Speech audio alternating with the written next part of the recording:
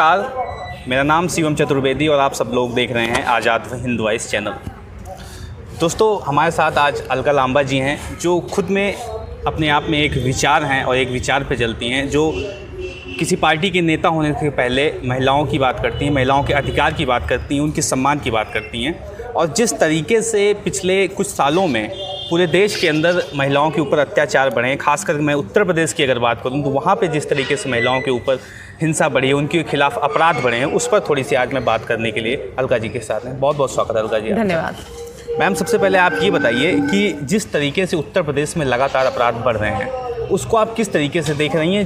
वो योगी सरकार जो कहती थी राम राज्य लाएंगे और उसके बाद तरह तरह की वादे करते थे, उसके खिलाफ आप किस तरह से ये सारी चीज़ें देख रहे हैं? देखिए, उत्तर प्रदेश में राम भगवान का मंदिर तो आ गया, पर राम राज नहीं आया है। लोगों को उसका इंतज़ार है अब कि कब राम राज आएगा। और मुझे कोई उम्मीद इसलिए नहीं लगती है क्योंकि जो सरकार, पुलिस और प्रशासन है, तीनों उत्तर प्रदेश में खास तौर से अभी हालिया हाथरस का जो मामला हुआ है उसमें साफ दिखा है कि किस तरीके से ये तीनों पूरी तरीके से पीड़िता पक्ष के साथ ना खड़े होकर जो आरोपी हैं या अपराधी हैं उनके साथ खड़े हुए, इसलिए न्याय की उम्मीद और कम हो जाती है। ऐसे समय पे हमें लगता है जब हम वहाँ की सबसे अपनी विपक्ष पार्टी हैं और श्रीमती प्रियंका गांधी जी के नेतृत्व में उत्तर प्रदेश में आपने देखा, चाहे पूरे कोरोना काल में मदद की बात थी, बसें भेजना था, वो सब मदद थी। और वो बिल्कुल ज़मीन पर हाथरस के मामले को भी आपने देखा, 2 बार प्रयास हुए, किसी तरह हाथरस पहुंचे, पहली बार पहुंचने नहीं दिया गया राहुल गांधी जी उनको, दूसरी बार 5 लोगों को इजाज़त दी, फाइनली वो पहुंची, परिवार का दर्द को समझा उन्होंने। और जो भी पूरा प्रकरण था आपने देखा, आज से पहले कभी ऐसा नहीं हुआ कि जिला मजिस्ट्रेट को खुद उठ के पीड़िता के घर जाना पड़ा हो। आज से पहले कभी नहीं हुआ कि इलाहाबाद हाईकोर्ट ने अपने आप संज्ञान लेते हुए सरकार को नोटिस किया हो, सुप्रीम कोर्ट में जो है PIL डाली गई हो।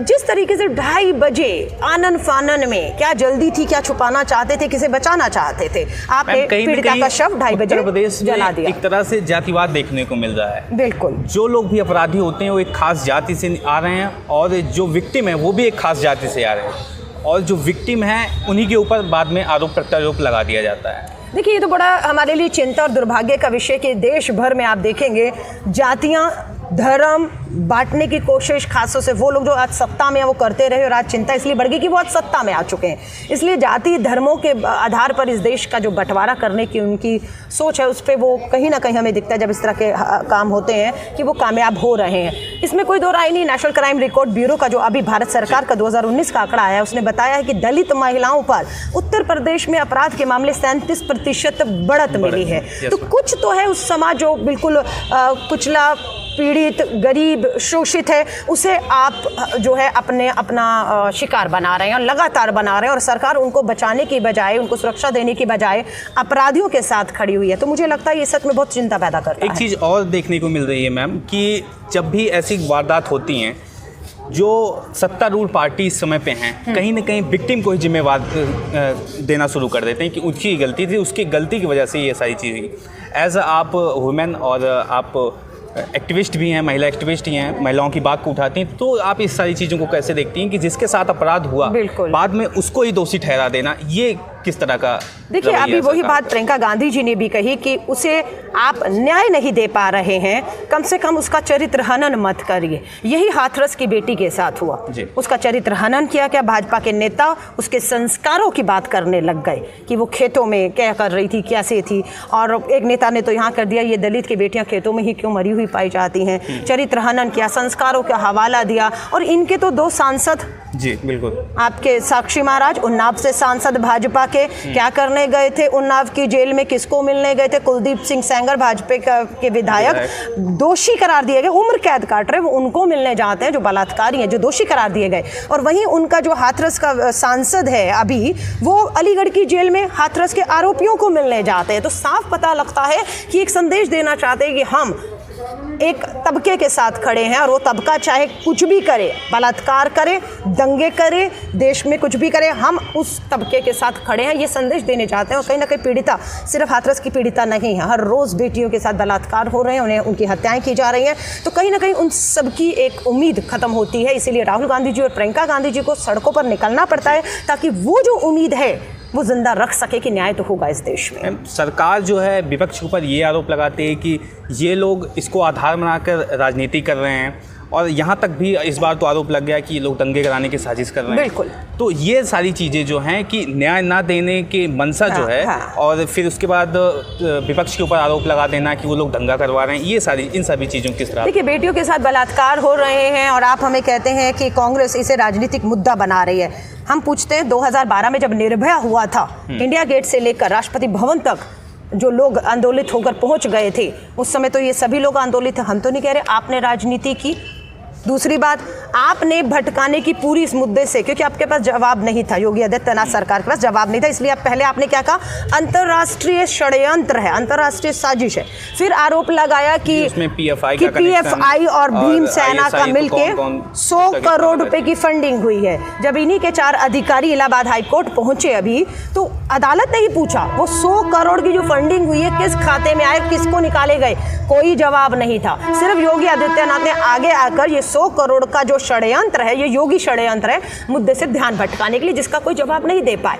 पहले अंतर्राष्ट्रीय षड्यंत्र, फिर इसमें 100 करोड़ की फंडिंग पीआईएफ और भीम सेना द्वारा, फिर उसके बाद धीरे धीरे आप देखिए ये उसको नक्सली एंगल ले आए, उसमें नक्सली एंगल भी ले आए। थोड़ी दिन बाद नक्सली एंगल भी नहीं चला इनका, तो थोड़े से आगे बढ़कर इसमें जो पाकिस्तान को ले आए कि पाकिस्तान में बैठे लोग भावनाएं भड़का रहे थे, ट्वीट कर। अब बस चीन का आना बाकी है इसमें, आप समझ रहे हैं। और जहाँ तक नार्को टेस्ट की बात करते हैं कि पीड़िता के परिवार का नार्को टेस्ट होना चाहिए, मैं तो ये कहती हूँ योगी आदित्यनाथ का नार्को टेस्ट करा लीजिए, दूध का दूध पानी का पानी हो जाएगा। क्योंकि एडीजी लॉ एंड ऑर्डर और डीएम जिसके निर्देश पे ये सब काम कर रहे थे, वो योगी आदित्यनाथ लखनऊ में बैठे जो वहाँ के डीएम है हाथरस के, उनका ये कहना है कि हमारे ऊपर कोई पॉलिटिकल प्रेशर नहीं था, हमने लॉ एंड ऑर्डर को मेंटेन करने के लिए वहाँ पे जो पीड़िता थी उसका तो रात में ही क्रिमेशन कर दिया। जज साहब का आपने बयान भी सुना इस पे, जब जज साहब इलाहाबाद हाई कोर्ट के जज को एडीजी। नहीं, मेरा सवाल ये था मैम कि क्या ये संभव है कि किसी जिले का डीएम का इतना रुतबा हो कि वो खुद ऐसा कर दे कि किसी लड़की का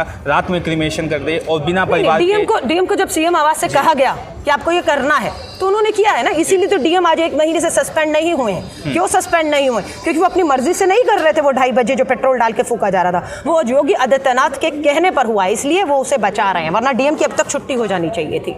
जी, लगातार एक चीज़ और है मैम, मैं आपसे उसे जानना चाहूँगा कि पिछले कुछ सालों में जो महिला नेता हैं उनके ऊपर पर्सनल अटैक बहुत बार किए जाते हैं ताकि वो अपनी आवाज़ उठा ना सकें। कई बार आपके साथ भी ऐसी चीज़ें हुई हैं, तो इसको आप किस तरीके से देख रहे हैं? खास करके इसे बीजेपी पार्टी वाले ज़्यादा करते हैं। अगर मैं देखिए, आप कभी भी देख लीजिए कि महिलाओं पर आप शारीरिक हमला नहीं कर सकते, इसलिए आप उनको इमोशनल कहें, भावनात्मक तौर पर कहें, उनके चरित्र का हनन की बात करें, आप उन्हें डिमोरलाइज, उनकी हिम्मत को तोड़ने की कोशिश करते हैं इस तरह की भाषा का इस्तेमाल करके।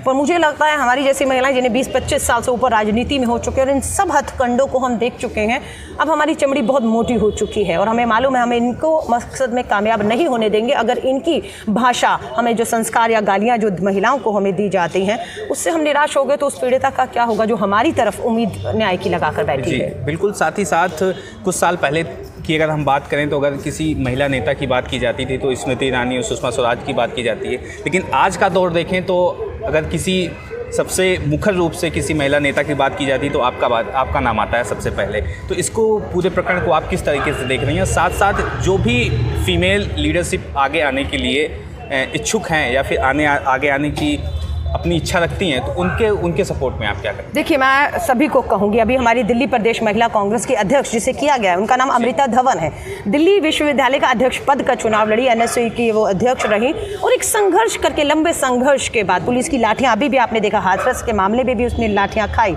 और उनके कपड़ों तक को जो है पकड़ने की कोशिश पुलिस द्वारा की गई, हर चीज़ की गई। लेकिन मैं वीडियो को कहूँगी, प्रियंका जी ने भी कहा है, अगर आपको सुरक्षित होना है तो हिंदुस्तान की राजनीति में आप आ जाइए जी, आगे बढ़कर अपनी लड़ाई को लड़िए, आप में हिम्मत आएगी। आप में जब हिम्मत आएगी तो सामने वाला हिम्मत नहीं दिखा पाएगा कि वो आपके साथ कुछ गलत कर पाए।